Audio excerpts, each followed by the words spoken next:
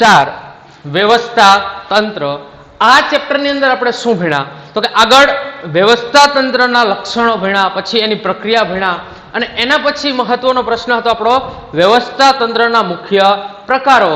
વ્યવસ્થા તંત્રના મુખ્ય કેટલા પ્રકાર છે? કુલ 5 પ્રકાર ભણી ગયા આપણે આગળ. રૈખિક વ્યવસ્થા તંત્ર, કાર્યાનુસાર વ્યવસ્થા તંત્ર, શ્રેણિક વ્યવસ્થા તંત્ર, વૈધિક વ્યવસ્થા તંત્ર અને છેલ્લે ભણ્યા અવૈધિક વ્યવસ્થા તંત્ર. આ વ્યવસ્થા તંત્ર છે કુલ આ 5 પ્રકારના વ્યવસ્થા તંત્ર વિશે આપણે આગળ ભણ્યા. હવે જે મહત્વની બાબત છે કે જ્યારે આપણે વ્યવસ્થા તંત્રની રચના કરતા હોય ત્યારે 2 શબ્દ તમારા માટે બહુ મહત્વના આવશે. કયા શબ્દ આવશે? 2 શબ્દ આવશે. એક શબ્દ આવે કેન્દ્રીકરણ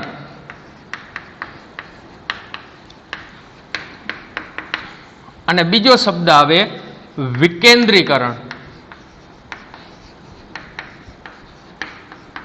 આ બંને શબ્દ આપણા માટે બહુ મહત્વના છે. કેમ મહત્વના છે? તો કે તમે ધંધાકીય એકમની અંદર જો આપણે આ વ્યવસ્થા તંત્ર ચેપ્ટર છે ને એ વ્યવસ્થા તંત્ર ચેપ્ટર છે ને એ 2 મેઇન વસ્તુ એનો આધાર શું તો કે સત્તા અને જવાબદારીની સોંપણી એના ઉપર નિર્ભર છે કે તમે સત્તા અને જવાબદારીની સોંપણી કેવી રીતે કરશો એ વસ્તુ છે વ્યવસ્થા તંત્રમાં. તો આજે કેન્દ્રીકરણ અને વિકેન્દ્રીકરણ આપણે 2 શબ્દ લખ્યા ને આ કેન્દ્રીકરણ અને વિકેન્દ્રીકરણ છે ને એ આ બંને શબ્દ ઉપર નિર્ભર છે, સત્તા અને જવાબદારી પર. એટલે આપણે આના વિશે વિસ્તૃત માહિતી મેળવવાની છે કે કેન્દ્રીકરણ એટલે શું અને વિકેન્દ્રીકરણ એટલે શું. કે વ્યવસ્થા તંત્ર 2 રીતે થાય. વ્યવસ્થા તંત્રનું નિર્માણ કેવી રીતે થશે? 2 રીતે. એક કેન્દ્રીકરણ સ્વરૂપે થાય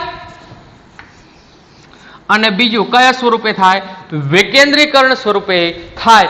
બંનેની વ્યાખ્યા બોલું છું, યાદ રાખજો. કેન્દ્રીકરણ એટલે શું તો કે સત્તા ઉચ્ચ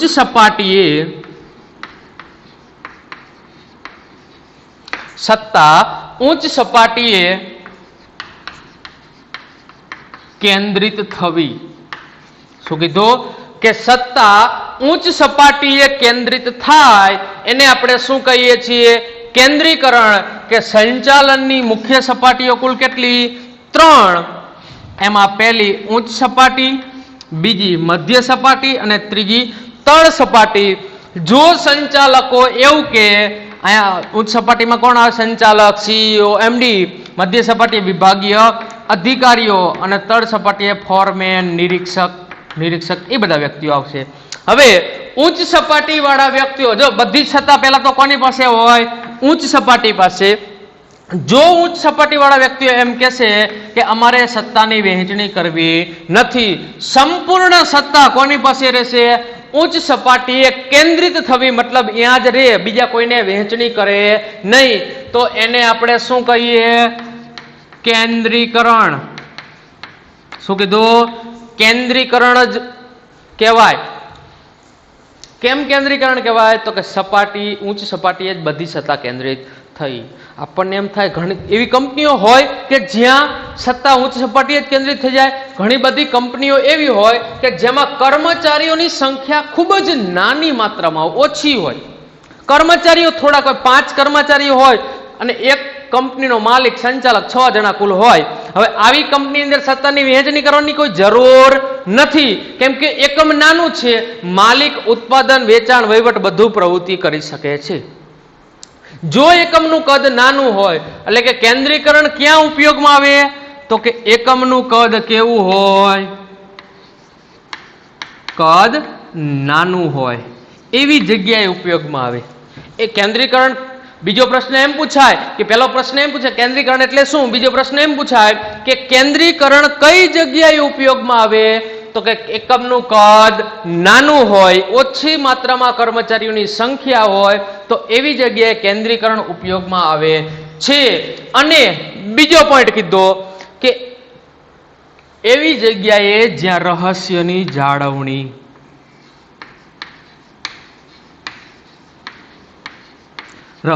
જાળવણી કરવી પડતી હોય એવી જગ્યાએ. કેમ એવી જગ્યાએ? તો ઘણી બધી કંપની એવી હોય તો કે એની બજારની અંદર મોનોપોલી હોય, એનું ઇજારો હોય.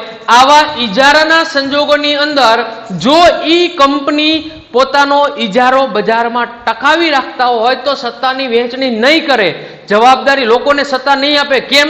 જો બીજા કોઈ કર્મચારીને સત્તા આપશે તો પોતાના રહસ્ય, સત્તા આપે એટલે પોતે બધી વાત કરવી પડે, બધું જ સત્તા આપવી પડે. દાખલા તરીકે આપણે જે કંપની છે એ કંપની એવી વસ્તુ બનાવે છે કે જેમાં એક મટીરિયલ આવે છે જેની મોનોપોલી, એ મટીરિયલના કારણે આપણી વસ્તુ ફેમસ છે, આ આપણે ફાઇનલ છે.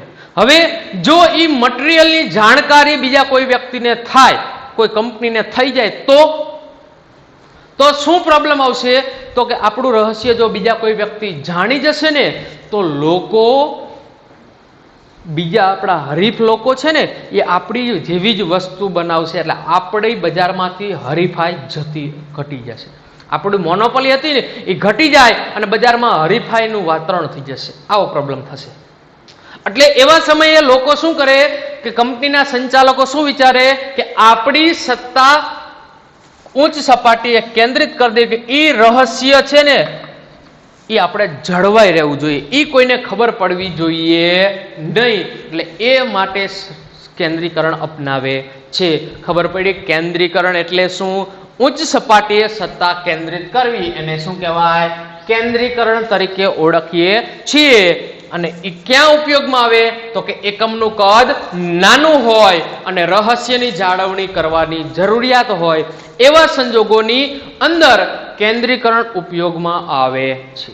પહેલો પોઈન્ટ ખબર પડી. બીજો પોઈન્ટ હવે છે આપણું વિકેન્દ્રીકરણ, કે જ્યાં સત્તાની વહેંચણી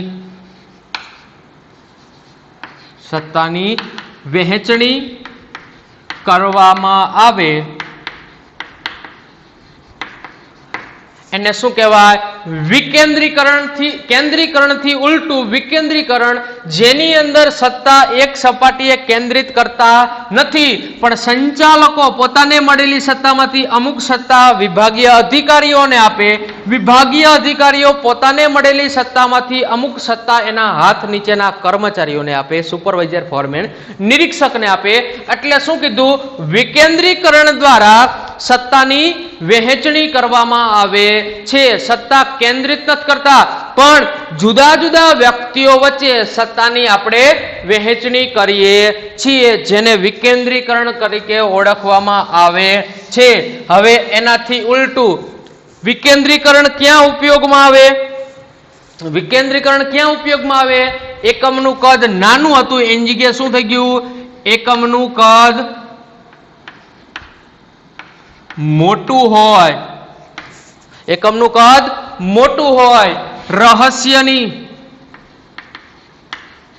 જાળવણી મહત્વની ન હોય, રહસ્યની જાળવણી મહત્વની ઓછી હોય, એમ એવી જગ્યાએ કયું શું ઉપયોગમાં આવે છે? વિકેન્દ્રીકરણ ઉપયોગમાં આવે છે. ખબર પડી? ઓલાથી ઉલટું રહસ્યની જાળવણી મુશ્કેલ ન હોય. હવે કોઈ પણ આજે પ્રાઇવેટ કંપની કે ખાનગી કંપની, તમે જાહેર કંપની લઈ લો, જાહેર કંપની પોતાના વાર્ષિક હિસાબ બનાવે ત્યારે કંપની બધી જ વિગત આપે, કાચો માલ અહીંયાથી ખરીદીએ, આ વ્યક્તિઓ રોકાણકાર છે, આ વ્યક્તિઓ અમારા લેણદાર છે, આ વ્યક્તિ પાસેથી કાચો માલ લાવીએ છીએ, આ વ્યક્તિઓ અમારા ગ્રાહક છે, તમામ બાબત એ વાર્ષિક હિસાબમાં રજૂ કરે છે. તો રહસ્યની જાળવણી થઈ ન કહેવાય. તો આવી જગ્યાએ વિકેન્દ્રીકરણ શક્ય. એકમનું કદ મોટું હોય, હવે એક કંપનીમાં 10,000 કર્મચારીઓ કામ કરતા હોય ત્યારે એ પોસિબિલિટી છે જ નહીં કે તમે બધું કામ સંભાળી શકશો નહીં. તો અહીંયા કયું કામ શું કરવું પડશે? વિકેન્દ્રીકરણ કરવું પડે છે. હવે આપણો જે પ્રશ્ન છે, આ બે એક માર્કના પ્રશ્ન હતા. હવે આપણો જે પ્રશ્ન છે વિકેન્દ્રીકરણ એટલે શું અને એનું મહત્વ. 3 માર્કનો પ્રશ્ન. કેટલા માર્કનો પ્રશ્ન?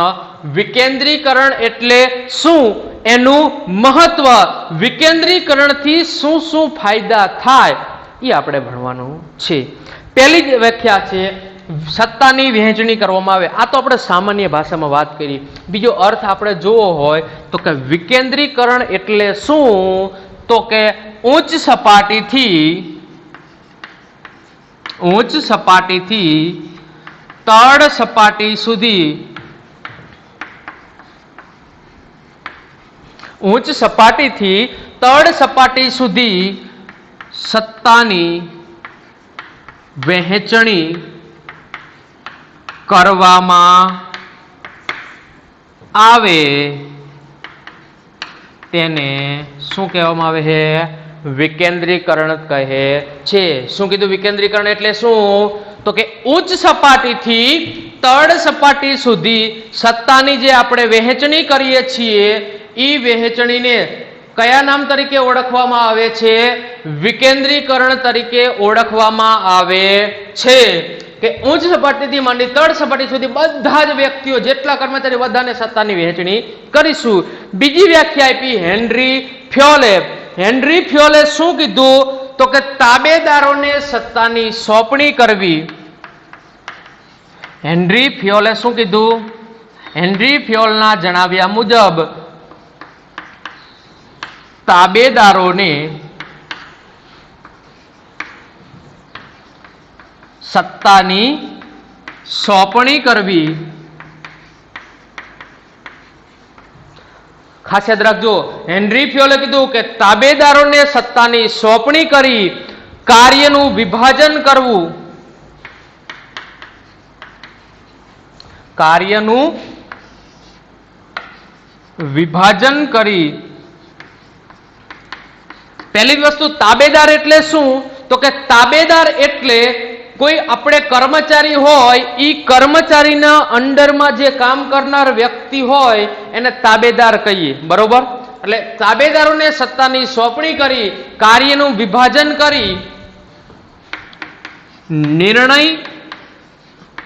પ્રક્રિયામાં સામેલ કરવા. શું કીધું? કે તાબેદારોને કાર્યનું વિભાજન કરશું.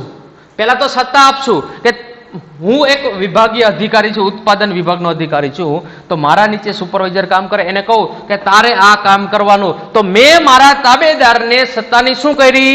સોંપણી કરી અને કાર્યનું વિભાજન કર્યું. બીજા સુપરવાઇઝરને કીધું તારે આ કામ કરવાનું, ત્રીજા સુપરવાઇઝરને કીધું તારે આ કામ કરવાનું. એટલે કાર્યનું શું કરી? વિભાજન કરી અને નિર્ણય પ્રક્રિયામાં સામેલ કરવા. કે ઉત્પાદન સંબંધી કોઈ પણ નિર્ણય મારે લેવાનો હોય તો એ નિર્ણય લેતી વખતે હું તમામને સામેલ કરીશ, તમામને પૂછીશ કે આપણે આવું પ્રવૃત્તિ કરવાની છે, આ પ્રવૃત્તિ કરવાની છે, આ કરાય કે ન કરાય. દરેકને પૂછી અને યોગ્ય નિર્ણય લઈશ, જેથી નિર્ણય સારો આવશે. એની પ્લસ પોઝિટિવ સાઈડ અને માઇનસ સાઈડ, નેગેટિવ સાઈડ બંનેની સાઈડની આપણે ખબર પડશે કે જો આપણે આ પ્રવૃત્તિ કરશું તો એનાથી આવી અસર થશે, જો આ પ્રવૃત્તિ કરશું તો એની અસર આવી થશે, એનાથી આટલો ફાયદો આટલું નુકસાન થશે. એટલે એક કરતાં વધુ વ્યક્તિઓ આપણને લાભ આપશે, જેના કારણે વિશિષ્ટીકરણનો લાભ મળે, વધુને વધુ કામ સારું બને, ઇફેક્ટિવ બનશે. એટલે હેનરી ફ્યોલે એમ કીધું કે તમારા તાબેદારોને તમે કામની સોંપણી કરો અને કાર્યનું વિભાજન કરી અને એને નિર્ણય પ્રક્રિયામાં શું કરવાના? સામેલ કરવાના, જેથી એ યોગ્ય નિર્ણય લેવામાં આપણને મદદરૂપ બને. હવે આ વિકેન્દ્રીકરણથી આપણને કયા કયા ફાયદા થાય એ આપણે જોવાના છે. વિકેન્દ્રીકરણના ફાયદા એટલે કે વિકેન્દ્રીકરણનું મહત્વ. હું અહીંયા માત્ર મુદ્દા જ લખીશ, બરોબર, સમજૂતી માટે. પહેલો જ મુદ્દો છે ત્વરિત નિર્ણય. ત્વરિત મતલબ ઝડપથી. જો કેન્દ્રીકરણ હોત તો તમામ નિર્ણયો કોણ લે? એક વ્યક્તિ. પણ અહીંયા આપણે શું કીધું? આપણે કયું વસ્તુ વાપરી છે? વિકેન્દ્રીકરણ આપણા ધંધાની અંદર વાપર્યું છે. એટલે આપણે કોઈ પણ નિર્ણય આપણે લેવો હોય તો ઝડપથી લઈ શકું, કેમ કે નિર્ણયો લેવાની સ્વતંત્રતા આપી દીધી. ઉત્પાદનનું કામ ઉત્પાદન વિભાગ, વેચાણનું કામ વેચાણ વિભાગ, ખરીદીનું કામ ખરીદી વિભાગ કરશે. એટલે નિર્ણયો લેવામાં આપણે એને શું આપી દીધી? સ્વતંત્રતા આપી દીધી કે તમને યોગ્ય લાગે એ નિર્ણય તમે લો. ઇફેક્ટિવ, સારું વર્તન આવશે કે એને આપણે સ્વતંત્રતા આપી દીધી. એટલે આપણે વિચારી શકશે કે આ નિર્ણય લઈશું તો આનાથી અસર આવી થશે, કે સંચાલકે આપણા પર ભરોસો રાખી આપણને સત્તા આપી છે, હવે એ કામ મારે સારામાં સારી રીતે કેવી રીતે કરવું એના વિશે હું વિચારીશ, કે જેથી કંપનીને ફાયદો થાય, એમાં કામ કરતા સંચાલકોને ફાયદો થાય, કંપનીના કર્મચારીઓને ફાયદો થાય, ગ્રાહકોને ફાયદો થાય, એવો હું નિર્ણય લઈશ. ત્વરિત એટલે ઝડપથી નિર્ણય લઈશું, પણ ઇફેક્ટિવ, અસરકારક. જો નિર્ણય ઝડપથી લેવો એટલો મહત્વનો નથી, પણ જે નિર્ણય લીધો એની અસર કેવી આવી ને એ પણ મહત્વનું છે. બરોબર. બીજી, ઉચ્ચ સપાટીના મહત્વ. બીજો ફાયદો, ઉચ્ચ સપાટીના કાર્યભારમાં ઘટાડો. શું કીધું? કે ધંધાકીય એકમની જે ઉચ્ચ સપાટી છે, હવે જો ઉત્પાદન, વેચાણ, ખરીદી, નાણાં મેળવવા, આવા બધા કામ ઉચ્ચ સપાટી કરશે તો ઈ ઉચ્ચ સપાટીના સંચાલકો ઈ કામમાં જ રચ્યા પચ્યા રહેશે. એ બીજી કોઈ પ્રવૃત્તિ નહીં કરી શકે. દાખલા તરીકે બીજી કઈ પ્રવૃત્તિ કરવી? સંશોધન કરવું, નવી વસ્તુઓ તૈયાર કરવા માટેની સૂચનાઓ, માર્ગદર્શન આપવું, કે કોઈ બજારમાં કઈ પ્રોડક્ટ મેકવી, વેચાણ વધારવા માટેની ટેકનિકો, ઉત્પાદન કેવી રીતે વધારવું, કંપનીની પ્રોડક્ટિવિટી, કંપનીની ક્ષમતા કેવી રીતે વધારવી, નવી ટેકનોલોજી વિશે અભ્યાસ કરવો, આ બધી બાબત વિશે સંચાલકો વિચારી શકશે નહીં. કેમ કે જો સંચાલકો રૂટીન પ્રોસેસમાં રોકાયેલા છે, રૂટીન મતલબ ખરીદી, વેચાણ, ઉત્પાદન, આ રૂટીન પ્રોસેસ કહેવાય. જો આમાં નવા રોકાયેલા તો એ આગળ કઈ વિચારી શકવાના નથી. પણ એની જગ્યાએ એની સત્તા, એ રૂટીન વેચાણ, ખરીદી, ઉત્પાદન, આ બધું કામ એને તાબેદારને આપ્યું, બીજા વ્યક્તિઓને આપેલું છે. એટલે એ વ્યક્તિઓનું કામ હળવું થયું. એટલે એ લોકો શું કરી શકશે? બીજું કામ કરવા માટે વિચારી શકશે કે હવે આપણે કંઈક ફ્રી થયા, એટલે હવે આપણે કંઈક સારું કામ કરવું જોઈએ, કંઈક વધુ કામ કરવું જોઈએ. ખાસ વાંચજો, મહત્વ આપણે ભણ્યા. કેટલામું મહત્વ છે? મહત્વ નંબર 2. ઉચ્ચ સપાટીના કાર્યભારમાં શું કર્યો? ઘટાડો થયો, કે વધુ સારું કામ કરી શકે.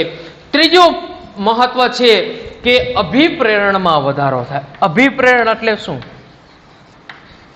અભિપ્રેરણ અથવા અભિપ્રેરણા. આપણે ચેપ્ટર નંબર 6 દોરવણી, એની અંદર આ દોરવણીનું ચોથું તત્વ છે અભિપ્રેરણ. એની અંદર આવશે કે અભિપ્રેરણ એટલે શું? તો કે વ્યક્તિ જાતે પ્રોત્સાહિત થાય. આપણે ઘણી વખત જોજો, કોઈ ફિલ્મ અથવા ડાયરેક્ટર કોઈ શો જોતા હોય ને, એટલે હીરાનો રોલ હોય કે કોઈ એક્ટરનો રોલ હોય ને, એના જેવું આપણને થવાની ઈચ્છા થાય કે હું એના જેવું બનું, મારે આના જેવું થવું જોઈએ. એના આધારે આપણે ગોલ નક્કી કરતા હોય. તો એ આપણે શું કીધું? અભિપ્રેરિત. આપણને કોઈએ કીધું નહીં તું એના જેવો બન, તું આવું કર, પણ આપણે એને જોઈ અને જાતે પ્રોત્સાહિત થયા. અભિપ્રેરણ. જ્યારે આપણે કર્મચારીને કામની સોંપણી કરશું ને, એટલે કર્મચારી શું વિચારશે? કે સંચાલકે આપણા ઉપર વિશ્વાસ રાખ્યો છે કે હું આ કામ કરી શકીશ, એવો મારામાં આત્મવિશ્વાસ ભર્યો, એટલે હું આ કામ સારી રીતે કરું, એટલા માટે હું પ્રોત્સાહિત થઈશ કે વધુમાં વધુ મહેનત કરું, સારામાં સારું રિઝલ્ટ આપું, જેથી સંચાલકો રાજી થાય, સંચાલકોને વધુને વધુ વળતર આપી શકો, એવા પ્રકારની કામગીરી કરું. એટલે અભિપ્રેરિત થશે, અભિપ્રેરણા મળશે એને, કે પોતે જાતે. નકર શું થાય કે કર્મચારીને પ્રોત્સાહિત કરવા માટે ઘણા બધા પ્રોત્સાહન આપવા પડે, નાણાકીય લાભ આપવો પડે, એવું કંઈ નહીં આપવું પડે. જ્યારે તમે કર્મચારીને સત્તા આપશો ને, એટલે કર્મચારીને એમ થશે કે ના, સંચાલકને આપણા પર વિશ્વાસ છે કે હું આ કામ કરી શકીશ, એટલે કર્મચારી પ્રોત્સાહિત થશે કે ના, હવે તો હું આ કામ કરીશ જ, સારામાં સારી રીતે કરીશ, આડે જેમ આવે એમ નહીં. એમાંથી વધુને વધુ લાભ મળે, કંપનીને ફાયદો થાય, કર્મચારીને ફાયદો થાય, સંચાલકોને ફાયદો થાય, એવું કામ હું કરીશ. એટલે ત્રીજો ફાયદો છે કે કર્મચારીઓ શું થશે? અભિપ્રેરિત થશે, કર્મચારીમાં પ્રેરણા મળશે. ચોથું કીધું સંચાલકીય પ્રતિભાનો વિકાસ. સંચાલકીય પ્રતિભાનો વિકાસ. જો સંચાલન છે ને, એ સંચાલન કરવા માટેનું કોઈ પુસ્તક નથી કે આવી રીતે સંચાલન થાય, આવી રીતે સંચાલન, એનું કોઈ પુસ્તક નથી. પણ જે આપણે જો સંચાલન કરશું ને, આપણે જેમ જેમ સંચાલન કરતા જશું, આપણને અનુભવ મળતો જશે, તેમ તેમ આપણામાં એ પ્રતિભાનો વિકાસ થતો જાય, આપણામાં એ આવડત વધતી જાય. શું કીધું? જેમ જેમ તમે સંચાલન કરશો, દાખલા તરીકે આજે મને એમ કીધું કે તમારે ઉત્પાદન વિભાગ સંભાળવાનો, આ મને કાર્ય આપ્યું. હવે હું આ ઉત્પાદન વિભાગ સંભાળવા માટે જુદી જુદી પ્રવૃત્તિઓ કરીશ, જુદી જુદી વિચારણા કરીશ, વિચારીશ, એટલે મારામાં આ વિભાગ સંભાળવાની આવડત આવી જશે. એટલે આનું સંચાલન કેવી રીતે કરવું એ મને આવડે. માની લો હું બીએ ભણાવવાનું શરૂઆત કરું, આ ફ્રેશર હોય, નવો શિક્ષક તરીકે જોડાણો, પહેલા વર્ષે બીએ કેવી રીતે ભણાવવું એના વિશે થોડો ઘણો આઈડિયા હોય મને, પણ પરફેક્ટ આઈડિયા ન હોય. પણ 1 વર્ષ 2 વર્ષ 3 વર્ષ જાય ને એટલે પછી મને આઈડિયા આવી જાય કે આની અંદર આવી રીતે જ કરવાનું, આ લેક્ચરની અંદર આટલું પૂરું કરી દેવાનું, આટલા ચેપ્ટરમાં આટલું થાય, આ લેક્ચરમાં વધુ ફોકસ આપવાનું, વધુ ટાઈમ જાય તો વાંધો નહીં, પણ એને સમજણ પડવી જોઈએ. આ ચેપ્ટર વિદ્યાર્થીઓ માટે બહુ મહત્વનું છે, આમાં વધુ ટાઈમ આપવાનો, આ ચેપ્ટર ઓછું મહત્વનું છે તો એમાં ઓછો ટાઈમ આપવાનો. આનું સંચાલન કર્યું કહેવાય. આ શું કર્યું કહેવાય? સંચાલન. વિચાર્યું કે આમાં વધુ ટાઈમ, આમાં ઓછો ટાઈમ, આમાં મીડિયમ ટાઈમ દેવાનો, આમાં આવી રીતે ભણાવવાનું, આવી રીતે ભણાવશું જેથી વિદ્યાર્થીઓ સારી રીતે સમજી શકે. એટલે મારામાં સંચાલકીય પ્રતિભામાં હવે મને ખબર પડી છે કે હું બીએ વિષયનું સંચાલન કરી શકું છું. એટલે સંચાલકીય પ્રતિભાનો વિકાસ થયો. હવે મને બીજો કોઈ વિષય આપવામાં આવે તો હું એનું સંચાલન કરી શકું, કે એસપી વિષય આપ્યો તો હું એસપીમાં કેવી રીતે ભણાવું એનું પણ સંચાલન કરી શકું છું. એટલે આપણે સત્તાની વહેંચણી કરવામાંથી, વિકેન્દ્રીકરણ કરવાથી આપણને શું ફાયદો થાય છે? સંચાલકીય પ્રતિભાનો વિકાસ થાય છે. 5મો મુદ્દો કીધો, અસરકારક અંકુશ.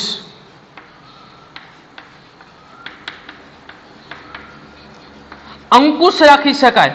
જો આપણે સત્તાની વહેંચણી કરીને એટલે ઓટોમેટિકલી એના ઉપર અંકુશ આવી ગયો, નિયંત્રણ આવી ગયો. હવે જેટલા વ્યક્તિઓને આપણે સત્તાની વહેંચણી કરી એ વ્યક્તિ એમ વિચારશે કે આપણા ઉપર સંચાલકોએ વિશ્વાસ રાખ્યો, આપણને કામ આપ્યું તો આપણે કામ સારી રીતે કરવું જોઈએ. એટલે પોતે સારી રીતે વર્તશે તો એના ઉપર નિયંત્રણ રાખવાની કંઈ જરૂર પડતી નથી, ઓટોમેટિક અંકુશ આવતો જાય.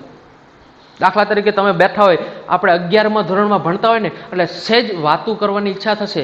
જેમ જેમ તમે 12મા ધોરણમાં પ્રવેશ કરો, 12મા ધોરણમાં 8મો 9મો 10મો મહિનો પસાર કરો, 11 12મો મહિનો આવે ને એટલે ઓટોમેટિકલી મેન્ટલમાં મગજમાંની અંદર પ્રેશર આવશે કે હવે બોર્ડની પરીક્ષા ખૂબ જ નજીક છે, વાંચવું પડશે, નહીં વાંચું તો ફેલ થઈશ, ઓછા માર્ક આવશે, ટકાવારી ઓછી આવશે. આ ઓટોમેટિક અંકુશ આવશે તમારા ઉપર. તમે વાતો કરવાની ઓછી કરી દીશો, વાંચવા ઉપર ફોકસ કરશો, એટલે કે અંકુશનું નિર્માણ થશે. અસરકારક અંકુશ, ઓછા ખર્ચે વધુ કામ થશે. એના માટે નહીંતર અંકુશ રાખવો પડે. શિક્ષક ફરજિયાત ક્લાસમાં બેસે તો જ તમે રીડિંગ કરતા હોય, એની જગ્યાએ વગર ક્લાસ શિક્ષકે તમે સારું રીડિંગ કરો. એટલે કે અસરકારક અંકુશની સ્થાપના થશે. 6થો મુદ્દો છે સંવાદિતા ભર્યું વાતાવરણ.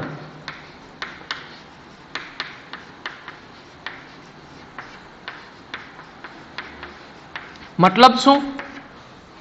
કે જ્યારે આપણે કોઈ નિર્ણય લેવાનો હોય ને ત્યારે ઉત્પાદન અધિકારી છે ને એના નીચે 4 સુપરવાઇઝર છે. માની લો કેટલા સુપરવાઇઝર છે?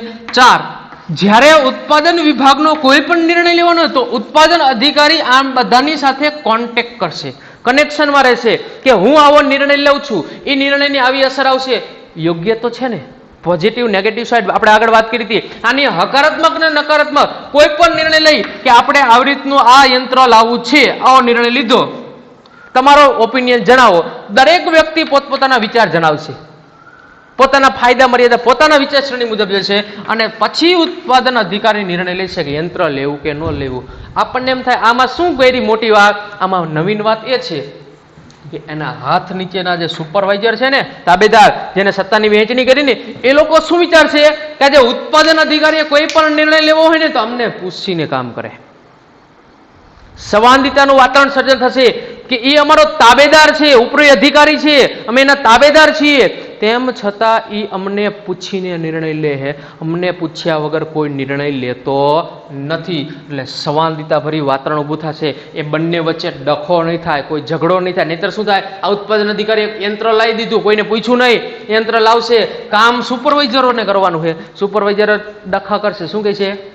આ યંત્ર હાલે જ નહીં, આમાં આવા પ્રોબ્લેમ આવે, આ છે તે છે, એને પૂછ્યું નથી એટલા માટે પ્રોબ્લેમ થયો. હવે એને પૂછીને યંત્ર લાવ્યો છે એટલે આ કોઈ વ્યક્તિઓ કોઈ પ્રોબ્લેમ ઊભો કરશે? કેમ? તો કે પોતે જ રાય આપી છે, એમાં એને કંઈ પ્રોબ્લેમ ઊભો થાય. એટલે સંવાદિતા ભર્યું વાતાવરણનું નિર્માણ થાય છે. આ વિકેન્દ્રીકરણ, સત્તાની વહેંચણી કરી એનાથી આટલી ફાયદા થશે. વિકેન્દ્રીકરણના ફાયદા. હવે એક વસ્તુ છે વિકેન્દ્રીકરણની મર્યાદા. કે અમુક જગ્યાએ વિકેન્દ્રીકરણ ઉપયોગમાં નથી આવતું. કેવું? તો કે એકમનું કદ નાનું હોય ત્યાં વિકેન્દ્રીકરણ ઉપયોગમાં આવે નહીં. આપણે બધા જાણીએ વિકેન્દ્રીકરણ અહીંયા ઉપયોગમાં આવતું નથી. અહીંયા શું ઉપયોગમાં આવે? કેન્દ્રીકરણ. બીજું, રહસ્ય. રહસ્યની જાળવણી કરવી પડે એવી હોય તો અહીંયા વિકેન્દ્રીકરણ ઉપયોગમાં આવતું નથી. ઘણી વખત શું થાય કે સમાન નીતિનો અમલનો અભાવ હોય, સમાન નીતિ હોય પણ એનો અમલ થતો ન હોય, સમાન નીતિના અમલનો અભાવ હોય તો એવી જગ્યાએ વિકેન્દ્રીકરણ ઉપયોગમાં આવતું નથી. ખબર પડી? પહેલા ભણ્યા કેન્દ્રીકરણ, પછી ભણ્યા વિકેન્દ્રીકરણ. એનો અર્થ ભણ્યા, હેનરી ફિયોલે આપેલી વ્યાખ્યા ભણ્યા, પછી એનું મહત્વ ભણ્યા અને પછી બે એના લક્ષણો ભણ્યા કે વિકેન્દ્રીકરણ દ્વારા આપણને આટલા આટલા ફાયદા થાય છે.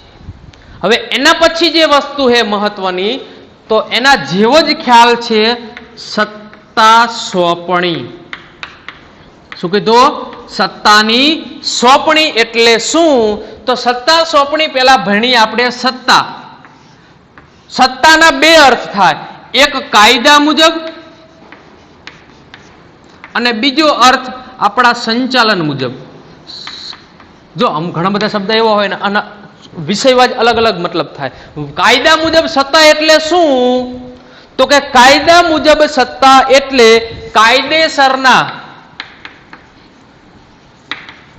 કાયદેસરના પગલા લેવાનો અધિકાર. સત્તા એટલે શું? કાયદેસરના પગલા લેવાનો અધિકાર. અને સંચાલન મુજબ સત્તા એટલે શું? તો કે નિર્ણયો લેવાનો અને અમલ થાય તે જોવાનો અધિકાર. બેના મતલબ ફરી જાય છે. પગલા લેવા કે કોઈ પણ ખોટું કામ કરે છે તો એની સામે એક્શન લો, પગલા લો, તો એની સત્તા કાયદા મુજબ. પણ આપણો સંચાલન મુજબ સત્તા એટલે શું? તો કે એકમમાં યોગ્ય નિર્ણયો લેવા અને એનો અમલ થાય કે નથી થતો, કેવી રીતે અમલ થાય છે એ જોવાનો અધિકાર એટલે સત્તા. આ સત્તાની જ્યારે આપણે સોંપણી કરીએ, વહેંચણી કરીએ છીએ એને આપણે શું કહીએ? સત્તા સોંપણી તરીકે ઓળખીએ છીએ. ખબર પડી? અહીંયા સુધી રાખીએ. હવે આગળના લેક્ચરની અંદર આપણે ભણશું સત્તા સોંપણી એટલે શું, એનું મહત્વ આપણે આગળના લેક્ચરની અંદર ભણશું. અહીંયા આપણે શું ભણ્યા? કેન્દ્રીકરણ, વિકેન્દ્રીકરણ વિશે માહિતી મેળવી. બેના અર્થ ભણ્યા, ક્યાં ઉપયોગમાં આવી ભણ્યા. પછી કેન્દ્રીકરણના બંને અર્થ અને હેનરી ફિયોલે આપેલી વ્યાખ્યા ભણ્યા. પછી કેન્દ્રીકરણનું મહત્વ ભણ્યા, વિકેન્દ્રીકરણનું મહત્વ ભણ્યા, એની મર્યાદા ભણ્યા અને પછી ભણ્યા સત્તા સોંપણીમાં. સત્તા એટલે શું? યાદ રાખજો, સત્તા એટલે શું? ઘણી વખત બે પ્રશ્ન પૂછાય છે, 2 માર્કમાં પૂછાય. સત્તાના 2 વ્યાખ્યા આપો, એક કાયદા મુજબ અને બીજી સંચાલન મુજબ. કાયદા મુજબ એટલે કાયદેસરના પગલા લેવાનો અધિકાર અને સંચાલન મુજબ એટલે યોગ્ય નિર્ણયો લેવાનો અધિકાર અને એનો અમલ થાય છે કે નથી થતો એ જોવાનો અધિકાર એટલે સત્તા. બરોબર? ખબર પડી?